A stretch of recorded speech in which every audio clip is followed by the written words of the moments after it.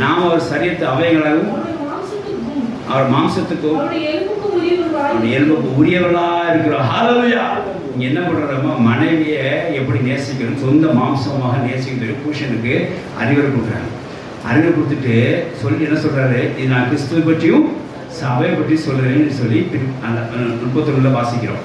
சொல்லிட்டு என்ன சொல்றாரு, அப்படியே மாம்சமான எவனும் அந்த தன் சொந்த மாம்சமான தன் மனைவியை என்ன செய்ய மாட்டான், எவனும் பயக்க மாட்டான். அப்படியே கிறிஸ்துவ சபை மேல என்ன செஞ்சார், அன்பு கூர்ந்தார். 25 வசனம் வாசிங்க. 25.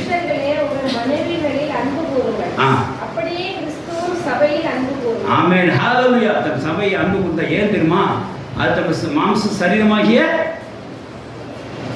நம்மளாம் அவைகளா இருக்கிறோம். அந்த அவர் தம்முடைய சரீரம், சபை வந்து இயேசு சரீரமா இருக்கிறது, தம்முடைய சொந்த சரீரமா இருக்கிறது. அது அவைகளா தேவ பிள்ளைகள் இணைக்கப்பட்டிருக்கிறார்கள். அதனால்